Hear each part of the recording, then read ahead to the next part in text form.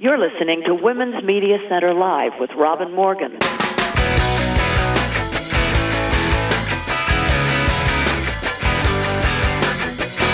Welcome to Women's Media Center Live. I'm Robin Morgan. Now, since last week's program ran a bit long and was heavy, I thought that maybe this week we deserved a lift and a treat. And particularly so since my guest for the conversation today is Debora Spar. She is a returnee, a recidivist, and she's just fascinating. She is an expert in the field of the interplay between technological change and broader social structures, especially women and women's labor and women's movements and women. So that will be fascinating. And kicking off from that, I thought we would look inside the headlines at two news stories from Nepal, of all places, because both challenge stereotypes and are in different ways very mind-expanding.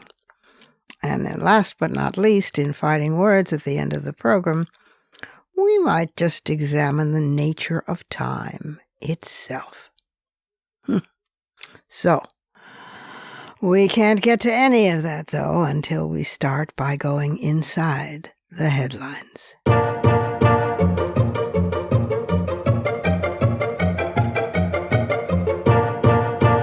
For Inside the Headlines, we have two consciousness expanders and mind benders from what they call the roof of the world, the Himalayas. When I was in Nepal working with women in the early 1990s, I did spy the Kumari, a tiny girl about 6 years old who was worshipped as a goddess. Her lips were painted bright red, her eyes were lined with kohl. Peeking out she was from behind a curtain in a building overlooking the main square in Kathmandu. I now know that girl was Chanira Bajracharya, who, as a grown woman, has a master's degree in business administration and handles loan applications at a financial services firm. She works in Patan, a few miles from Kathmandu, and at age 27, her ability to land a corporate job sets her apart from most other former Kumari, women who, in their prepubescent youth, were literally worshipped as the living embodiment of a Hindu goddess. But most of them were denied any education. Chanira's days were spent receiving long lines of visitors who would kneel at her feet, which were never supposed to touch the ground outside, and they would bring offerings of cash and fruit in brass bowls, and she would stretch out an arm covered in red satin, and she would smudge vermilion paste, a religious token called a tika, on their foreheads. The institution of the Kumari, which means virgin in Nepali, stretches back 7 centuries. The tradition story is of a Hindu goddess, Taleju, who gave counsel to a king. But, you see, he tried to rape her, and she disappeared. Well, he expressed great remorse, and she told him that though she would never again reappear in her own body, he should worship a young girl, through whom she would continue her counsel. So since the 14th century, girls as young as age 2 have been chosen from Buddhist families from the Newar community living in the Kathmandu Valley. The Kumari act as a syncretic symbol between Hinduism and Buddhism, which are the two largest faiths in Nepal, a country of about 30 million people. They receive no formal education, the little girls, and they lose their divinity when they get their first menstrual period. So many of them enter adulthood illiterate, and they have to struggle to find lives beyond the throne. Chanira is now working to change that, urging the current crop of goddesses to study as she did, which she believes will help them. Still, she has mixed feelings about her unusual childhood.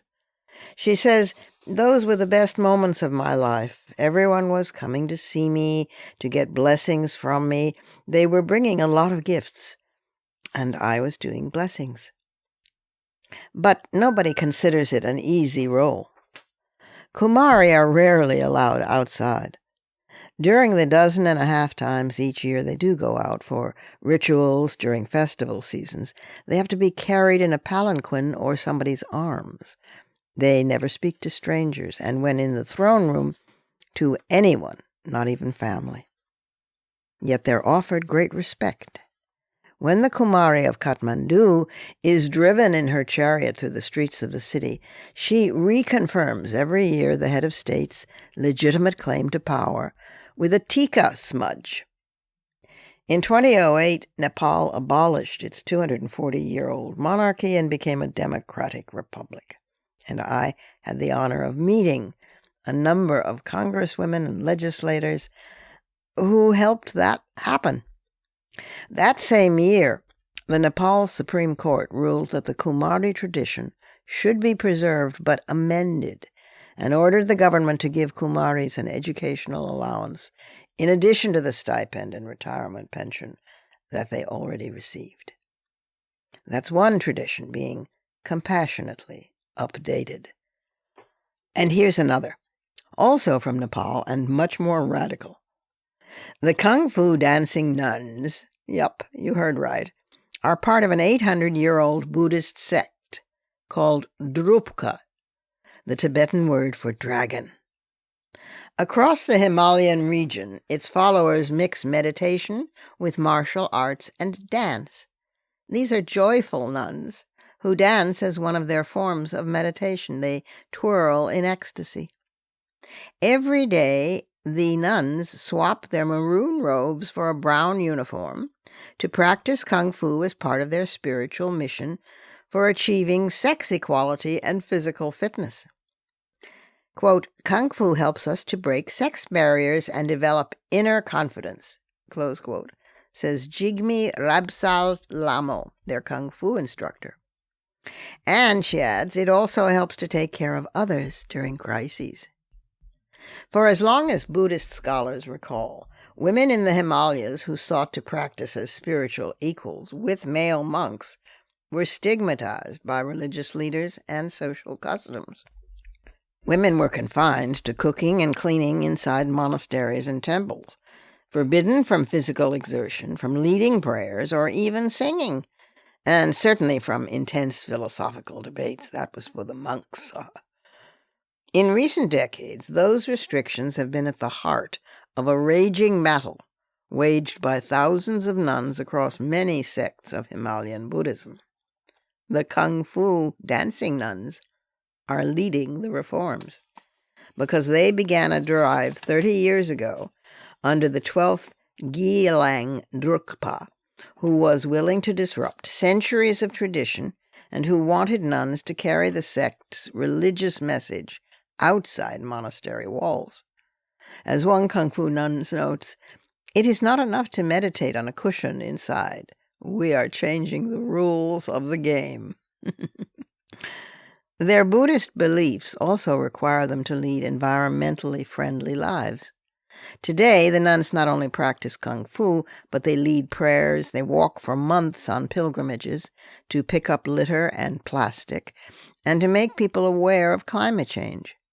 Every year for the past 20 years, except during the pandemic, they cycled over 1,000 miles to Ladakh, high in the Himalayas, to promote green transportation, and along the way they educate people in rural Nepal and India about sex equality and the importance of girls.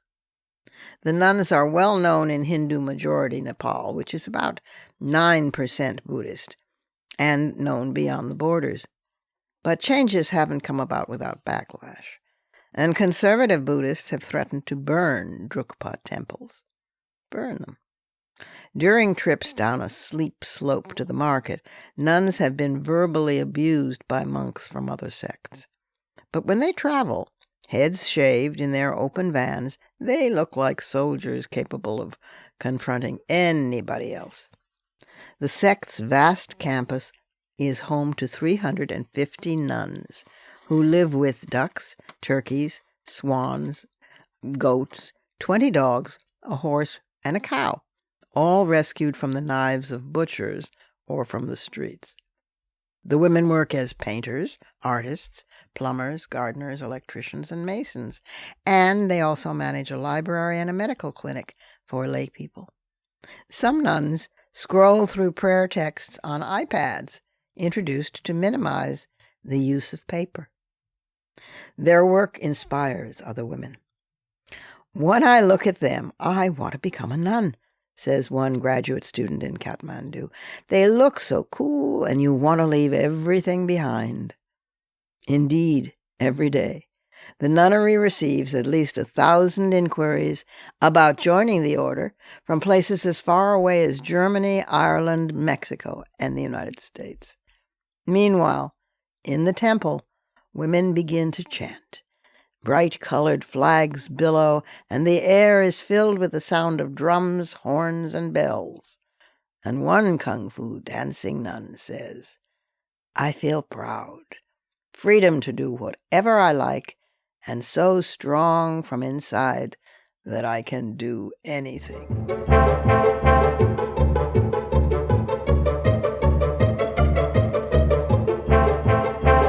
We have to take our first short break here, but we'll be back directly with the conversation and super fascinating insights from Debora Spar.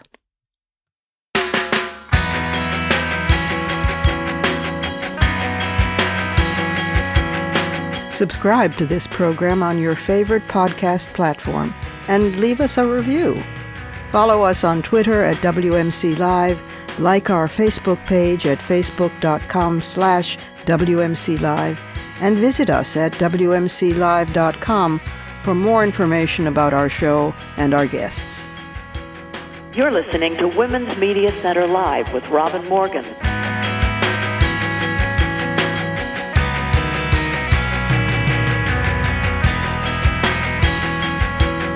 My conversation today is with a returnee, Debora Spar, who is the Jamie and Josefina Chua Tiampo Professor of Business Administration at Harvard Business School and the Senior Associate Dean for Business and Global Society.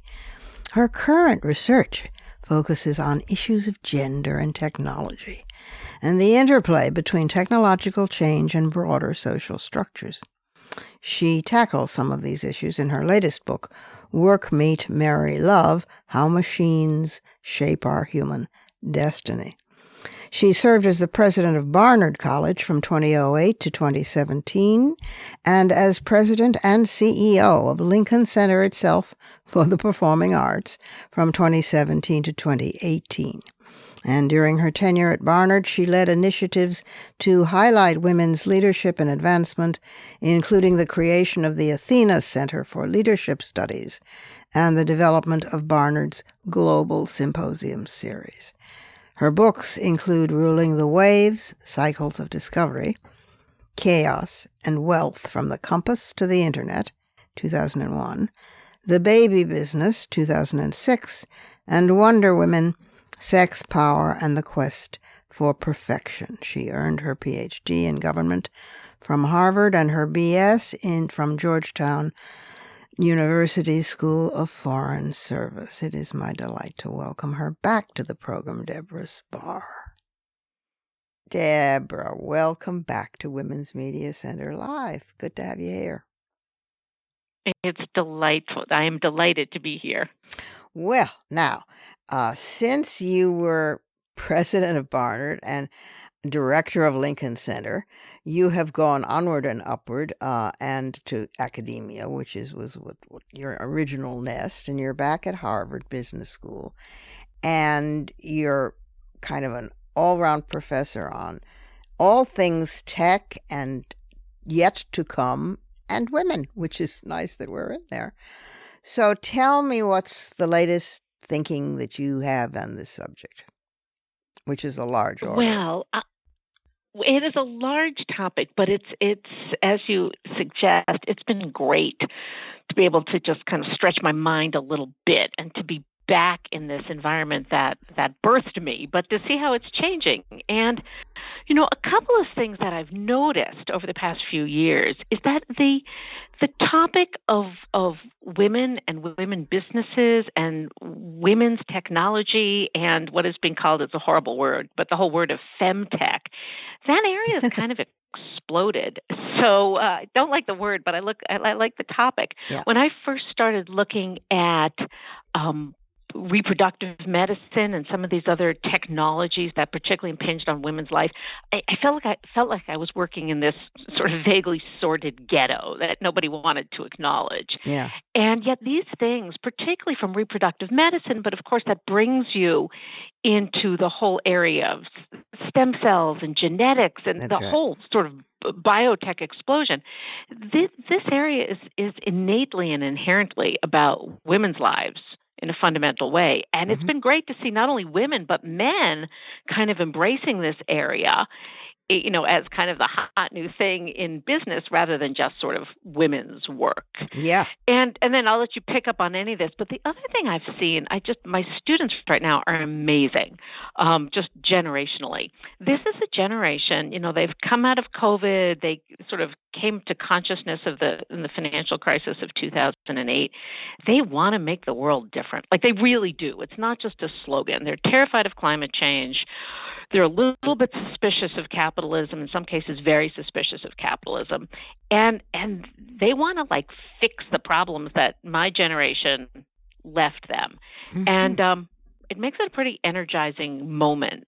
That's a good to sign. be working in this space. That's a very good sign. It's a great sign, yeah. And it's a good sign that men are interested as well because, listen, if women are left out of the biotech, biometric, all of that revolution, there's no catching up, and then we're just in permanent victimhood.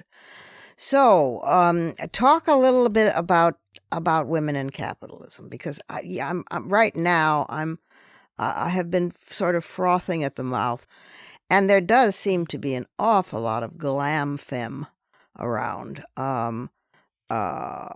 which is, the Sheryl Sandbergs and the Mika Brzezinskis and all of these conferences that are about leaning in and standing up for yourself, as if women hadn't tried. I mean, and you just haven't, pull yourself up by your own G-string is my phrase for it. That's a great phrase. I mean, and gee whiz, this how is this relevant to most women on this planet? So women in capitalism would address that. Yeah, go ahead.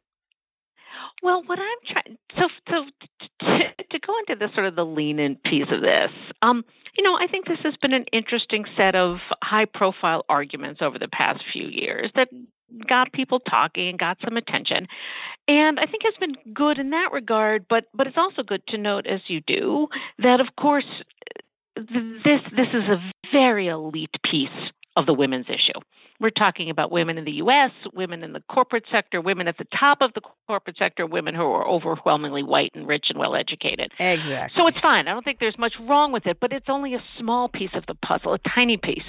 What I'm really interested in starting to unpack, and I've been delighted to see how many young students, both women and some men, who are looking at this, is to actually go way deep into capitalism. And we're reading Marx, we're reading Engels, the students are reading it, and to look at what is sort of the foundational division of labor. Because, of course, what really defines capitalism from its earliest stages is the division of labor. Who gets to do what? Who gets paid to do what? And as Marx and Engels pointed out, the first division of labor is between men and women for the production of our most basic product, which is babies, which is labor. Exactly, we produce the labor force. Which is labor. That's where the word comes from. So what I want to do is to go back and understand, where does this division of labor come from, and why? And this is something I touch upon in my last book, but want to look at much deeper. There was a moment in time, a long but important moment in time, when babies became economically crucial. because in the hunting-gathering phase, babies were a liability. Babies become economically valuable when our ancestors entered the agricultural phase of production. Right. So you would think that because women produced the babies, that the economic value of women would have gone up. But in fact, precisely the reverse happened. And you can go across societies, and as the societies embraced agriculture, men began to control women's fertility. So it seems to me that this is a basic historical shift that we need to understand better. Why did women's values go down when they became the producers of a commodity whose value went up? And I think I have an answer to that, but I really need to sit with that for a while. And then second, you left me hanging. You left me hanging with eagerness. Oh, good. The second and related question is, one of the fundamental things that markets do is that they put prices on things. Why is this product worth more than that? Right. They Why are value diamonds priced one way and coal priced another way? We tend, I think, the broad royal we here, to price the things that women produce much lower than the price of things that men produce. Absolutely. And I need to understand just that. look at teachers' salaries. I mean, look at Exactly. everything that we do. I mean, go ahead. Go on. But I think that goes back. It's not just a 20th century phenomenon. I think it goes back much longer, and it's much deeper.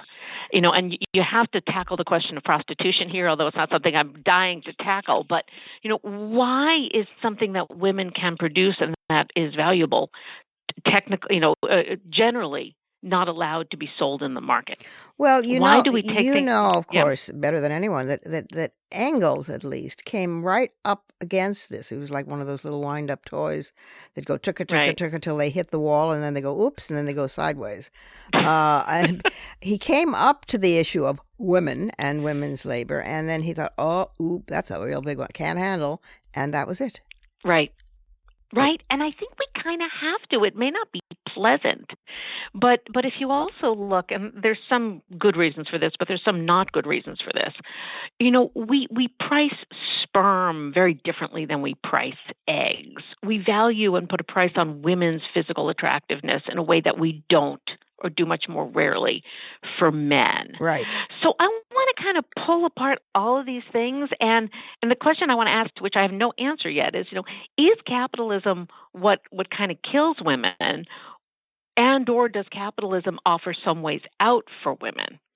And can we, part of what I'm doing here with a number of my colleagues here at HBS is, trying to see if there's ways to tweak the capitalism we have here to make it, yes, kinder, gentler, better for the environment.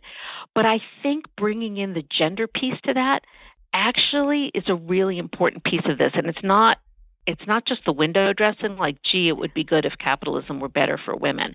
That if we made capitalism better for women by going down to its foundations, I think we would come up with a different kind of capitalism that's still capitalism, but it would function in different ways. Well, it may be the key that unlocks the whole kit and caboodle, because if there's a different value to things, if there's a different value to what women are and what women produce, and that a different value to standing forest as opposed to those who, that get cut down for lumber, and a different value, for all the things that you and I treasure, basically, then you've shifted the whole paradigm, haven't you? I mean, I think that could be true. Here's a little historical factoid I just ran across, and this may be a little bit sort of obscure finance here, but there was a real movement in the United States to what we now consider sort of shareholder capitalism, where the shareholders get prioritized, but management basically runs the show, and shareholders kind of show up to raise their hands at shareholder meetings.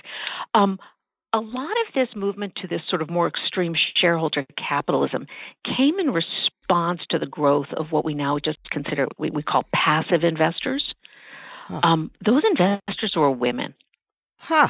Right? As women, there's a whole history here. There was a brilliant law article I was just reading of a woman who's gone back through all the documents from the 1920s and the 1950s, which were both periods when women started to become pretty significant shareholders in the United States. The women who were the telephone operators at Bell Atlantic, Yeah. they were big shareholders, not in terms of the overall shares, but in terms of the number of shares, because that was one of the few ways women could accumulate capital, was buying shares. And they would show up at shareholders meetings and they would vote for things like, we'd actually rather have better pay and better leave policies. We don't need to maximize our dividends. We want the company to do the right thing. And they were I'm going over a lot of history in a sloppy way here, but they were over time kind of defined as passive investors. We don't want to give them a voice. We don't want them coming to meetings. Isn't that amazing? So isn't it fascinating? Yeah. So there's a gender piece to even our sort of the way our financial markets are structured right now. One of the things I'm teaching here and working with a bunch of students on is, this is sort of blindingly obvious, but we forget it all the time. There's not just one capitalism. There's lots and lots of different kinds of capitalisms. Right, that's true. Yeah. And thinking about, this is not sort of a reified system that has to work one way, but how might it be tweaked? How can we count different things? And, how can we put value? We're starting to do that with the environment already, thank God. Yeah. It turns out that you can come up with systems for counting carbon because all accounting systems are created. So one of my wonderful colleagues here, who is an environmental accountant, said, we created all these systems. Right. We can just make new ones. Right. Because all of accounting is made up. It's a construct. Yeah, that's one thing that as a humble country poet, I keep coming back to, is that all of this is made up. I mean, for example, crypto, which really I do not like, and I think I am building a real animus about, but I'm going to do a whole show on crypto, and I want to get you back with your smarts about it. But one of the things is it's a made up system, but that's true completely. It's a totally invented system. But isn't the dollar, isn't gold for that matter?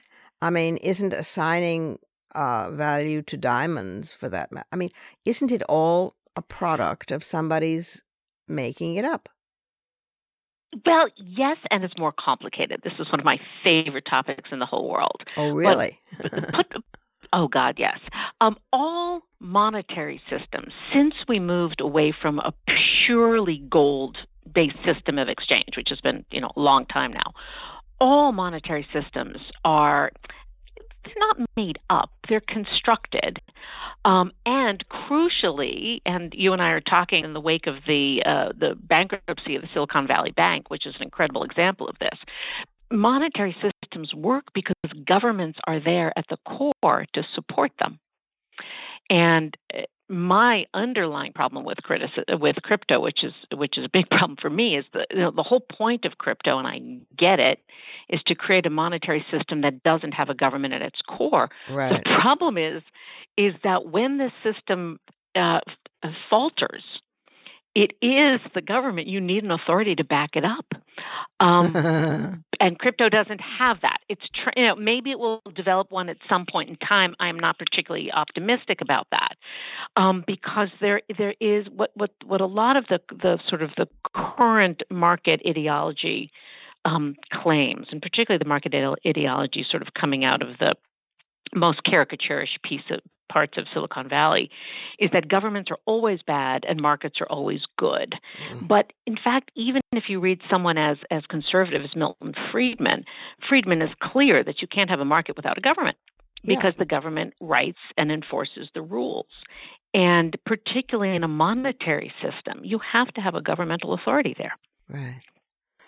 And that's, to my mind, what crypto's aware of this. So this is what, and if you're coming from a place like Lebanon, where there's effectively no government at the moment, I can really see the appeal. But it sure ain't an easy road to get there. Well, apparently it's huge in Ghana, Nigeria, Kenya.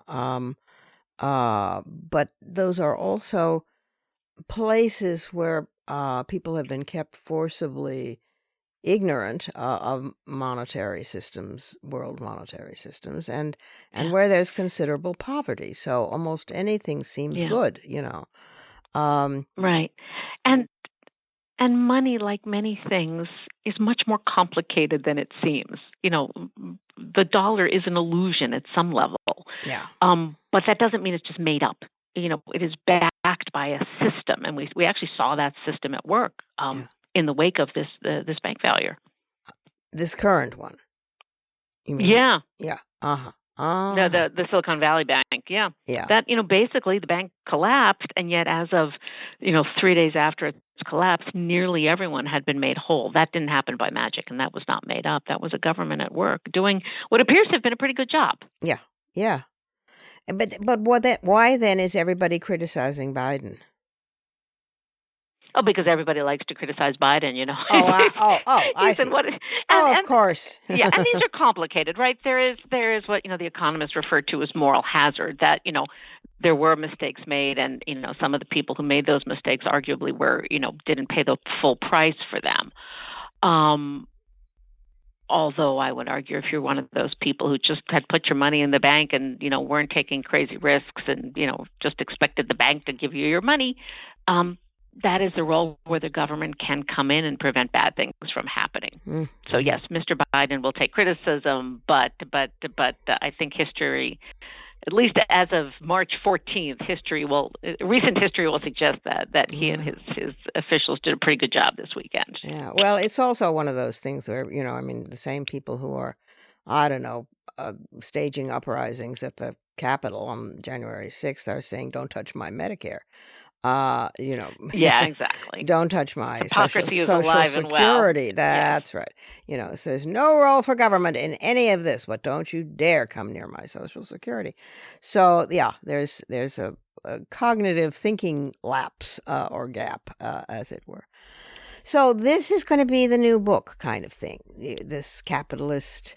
What is it? How do we tweak it? How can we look at its origins?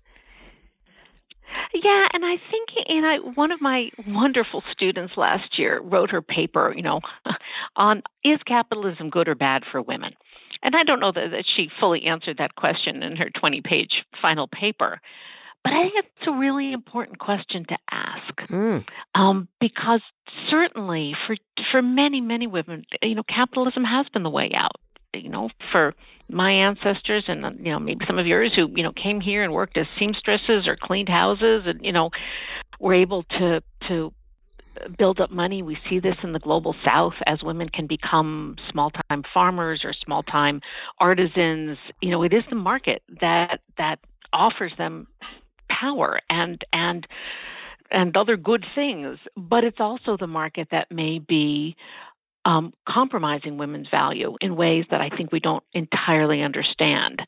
And so my hope is to sort of jump into that deep question and at least, mess around with it for a little while and see what I can learn. Oh, well, when you mess around with things for a little while, what we all learn is quite remarkable. And it seems oddly timely because, after the Great Plague swept Europe, which was really a series of plagues in over 300 years, the middle class, certainly in Italy and basically throughout Europe, the feudalism fell, and the middle class came into being because there were, suddenly there were peasants who had been laboring as serfs and who realized I can make as much or maybe a little more by, going out on my own and being a shoemaker or a horse shotter or, whatever, basket weaver. And you had the beginnings of a different level of cities. So this may be a shift in capitalism that would come at a time after a pandemic when the entire globe gets shaken up and resorted. What do you think? Yeah, and I think history is moving really quickly now. I think there's a combination of these massive turning points here. So the pandemic for sure, but also the acceleration of climate change and the acceleration of our sort of global concern at long last about climate change. And of course, the technological disruption. AI is a big deal, in my humble opinion. And these three things are happening at once. Yeah.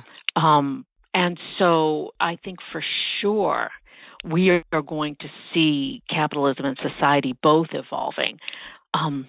Even it's a little example, but I think in the wake of the pandemic, in some odd ways, we've sort of moved back to the pre-industrial styles of social organization. We're working from home. That's what we did before the Industrial Revolution, right? That's true. We're perhaps, I think, going to see more people moving back towards their families, or creating, pods or posses or whatever the word winds up being, of realizing that it actually takes more than two parents to raise children. You need a larger community. Right. So I think the inflections there, the inflections are clearly upon us, and we're starting to see shifts. It's just it's all happening in real time right now. Yeah. So no wonder people feel. Well, I mean, that also explains the rise of authoritarianism, because when people feel out of control, exactly. They yearn for strong leaders, and you get acute backlash. Talk a little about that, Deborah, and you're smart. Well, I think just as you said, we are going through these massive shifts, and it's not just it's COVID, but the technological disruption was already upon us. The gender disruption is upon us, That's right. Without giving the sort of the anti-woke capitalist too much due, I think what we're seeing is this deeply conservative, nativist response to the fact that the world is changing. It used to be that only men and women could get married, and only men and women could produce babies through sex, and like the fundamental family structure, or the fundamental ways in which we can form families has been transformed, and people feel like they've been jerked into a future that A, they don't understand, and B, is probably not good for them. Mm-hmm. And those two trends may not themselves come from the same place, but they can hit the same groups of people quite ferociously. Mm-hmm. And those people are lashing out. Yeah. The future doesn't look great if you're a former auto worker in an abandoned, deindustrialized town, and you can't find a sexual partner or a romantic partner. Yeah. The future looks pretty bleak. Yeah. And you lash out. And I think that's what we're seeing around the world, but particularly in the industrialized world. Yeah. Oh, wow. Well, I don't know whether to be depressed or elated, which is usually how I feel when I've talked with you. Neither do I, yes. That's how I usually feel when I've talked with you. But I envy your students who have a fine mind at their disposal, or not at their disposal. They're a great generation. Yeah, they're wonderful. And the next time that you come to New York from Harvard, we must get together. Nothing would make me happier. Thank you.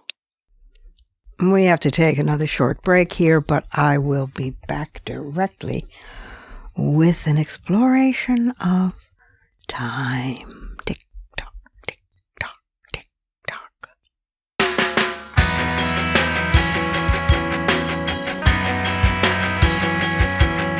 The Women's Media Center, founded in 2005 by Jane Fonda, Gloria Steinem, and myself, is a progressive, nonpartisan, nonprofit organization working to make women visible and powerful in media. You can learn more about the WMC at womensmediacenter.com. You're listening to Women's Media Center Live with Robin Morgan.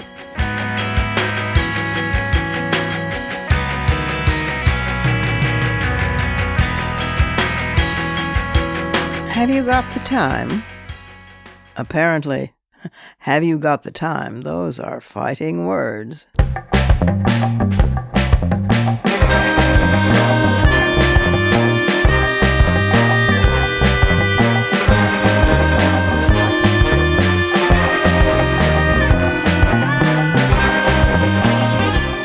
This Fighting Words continues our newfound, for this episode's sake, redefining and expanding concepts and stereotypes and ideas that we were certain we were already positive about. Now we're on to time. Always a brain-blowing exploration. Well, approximately every 4 years, an extra day gets hammered on to the end of February, a timekeeping convention we know as the leap year. The practice was established by Julius Caesar more than 2,000 years ago, and it was modified in the 16th century by Pope Gregory XIII, leaving us with the Julian and Gregorian calendars. The extra day is a way of aligning the calendar year of 365 days with how long it actually takes Earth to make a trip around the sun, which is nearly 1/4 of a day longer. The added day ensures that the seasons stay put, rather than shifting around the year as the mismatch lengthens. So it turns out that, to explode your mind a bit, we humans are also trying to impose order on the small end of the time scale, the second. Traditionally, the unit was defined in astronomical terms as 1/86 and 400ths of the mean solar day. That is, the time it takes Earth to rotate once on its axis. In 1967, the world's metrologists, that's metrologists, not meteorologists, began measuring time from the ground up with atomic clocks. The official length of the basic unit, the second, was fixed at 9,192,631,770 vibrations of an atom of cesium-133, and 86,400 such seconds compose one day. Got that? No, well, hang in here. But Earth's rotation slows ever so slightly from year to year, and the astronomical second, like the astronomical day, has gradually grown longer than the atomic one. Well, to compensate, starting in 1972, metrologists began occasionally inserting an extra second, a leap second, to the end of an atomic day. In effect, whenever atomic time is a full second ahead, it stops for a second to allow the Earth to catch up. 10 leap seconds were added to the atomic time scale in 1972, and 27 more have been added since. That's no small task. Moreover, Earth's rotation is somewhat erratic, so the leap second is both irregular and unpredictable. 50 years ago, those qualities made inserting the leap second difficult. Today, the endeavor is a technical nightmare, because precise timing is now integral to our highly computerized infrastructure.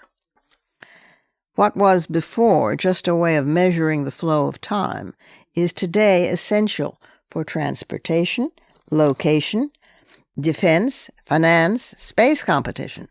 That's a quote from Felicitas Arias, former director of the Time Department of the International Bureau of Weights and Measures, known as the BIPM from its French name, based outside Paris. The process of squaring those time scales has become so unruly that the world's time mavens have made a bold decision to abandon the leap second by 2035. Civilization will entirely embrace atomic time, and the difference between atomic time and Earth time will just go unspecified until timekeepers come up with a better plan for reconciling the two. This severs the timekeeping of atoms from the timekeeping of the heavens, probably for generations to come. The change will be indiscernible for most of us in practical terms, since it will take a few thousand years for atomic time to diverge as much as an hour from Earth time. But the second is a huge amount of time in Internet technology. Cell phone transmissions, power grids, computer networks, all are synchronized to minuscule fractions of a second. high-frequency traders in financial markets execute orders in thousands or even billionths of a second. By international law, data packages for these transcriptions must be time-stamped to that fine level of precision, must be recorded and made traceable back to Coordinated Universal Time, which is the universally agreed-upon standard managed by the timekeepers at the BIPM. Hello? Still with me? Each additional leap second introduces confusion. That some digital networks won't implement the change correctly, they won't maybe know precisely what time it is with regard to the other systems, or will fail to synchronize properly. The leap second, in other words, is a drop of potential chaos in a mixture that demands precision. For that reason, discarding it had wide support from nations across the world, including the United States, but the result of the vote was not a foregone conclusion. Getting it on the BIPM agenda involved more than 2 decades of study, negotiation, and diplomatic compromise. Russia, for instance, tried to delay a shift away from the leap second because doing so would require extensive alterations to its GLONASS satellite system. The United Kingdom historically is tethered, and sentimentally, to the astronomical standard enshrined in Greenwich Mean Time, but the UK became a firm supporter in the end. The fate of the leap second also affects Coordinated Universal Time, the international standard for timekeeping which the leap second has slowly been undermining. Coordinated Universal Time, or UTC, is constructed from readings made by atomic clocks at national laboratories around the world, and they send the measurements to the BIPM.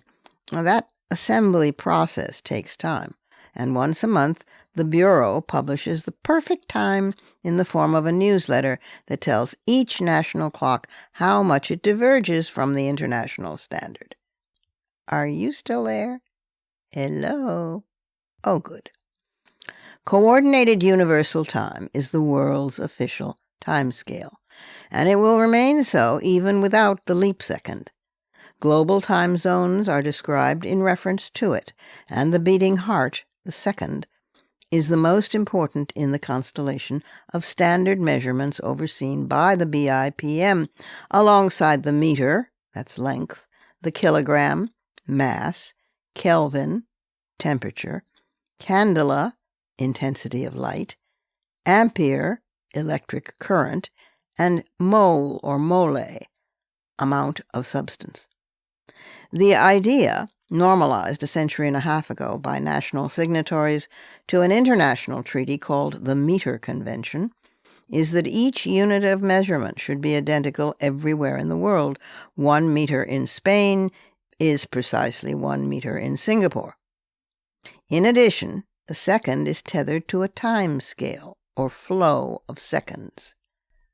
A key tenet of modern life is that not only must the unit of time be identical no matter where it's measured, so must the flow of seconds of which that one is a part.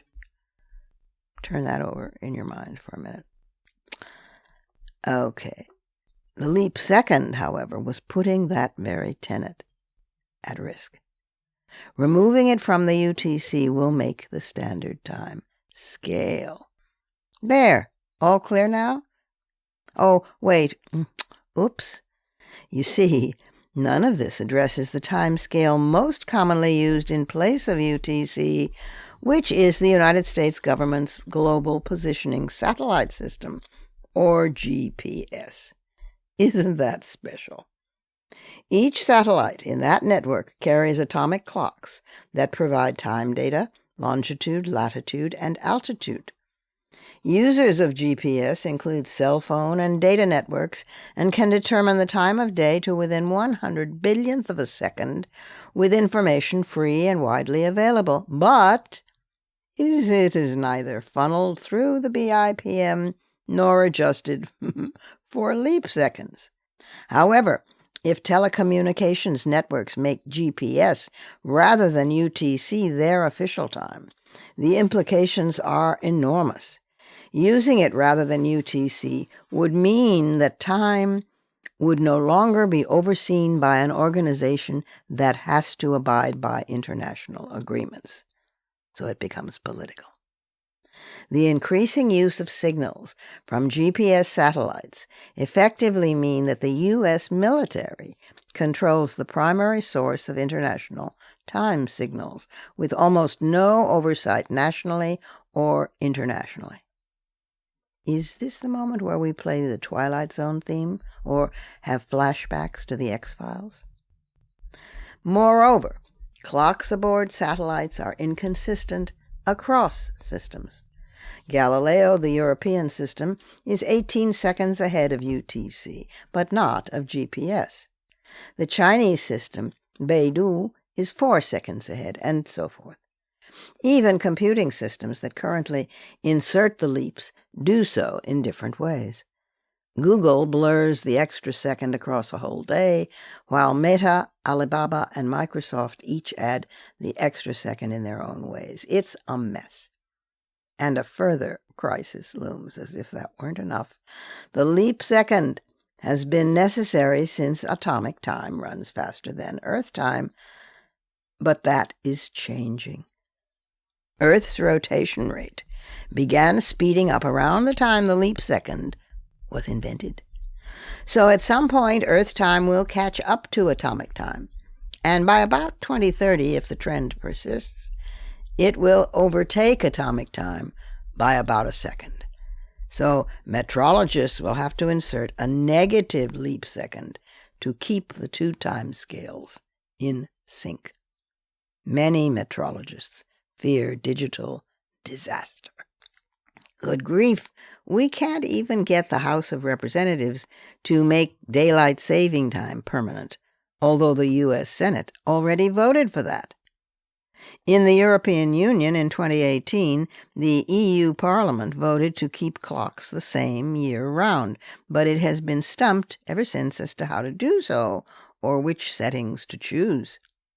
Timekeepers in the future will continue to try to reconcile atomic time with celestial, perhaps with a leap minute, which will be called for in about a century, or eventually a leap hour, or something not even yet conceivable. Those are my fighting words.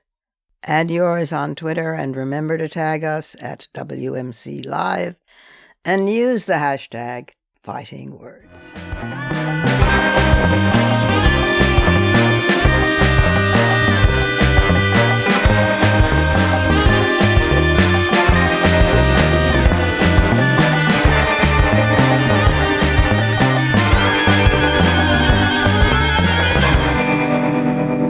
And that's our show for this week. We'll be on hiatus next week, but after that, we'll be right back here.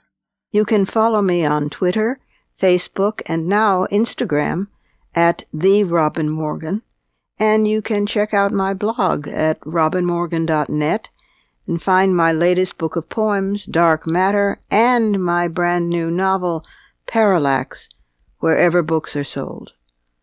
Opinions expressed on this program do not necessarily represent the Women's Media Center.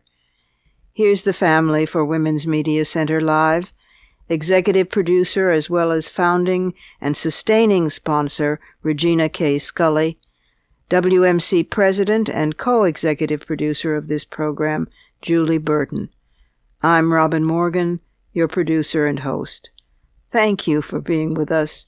Join us again next time on Women's Media Center Live.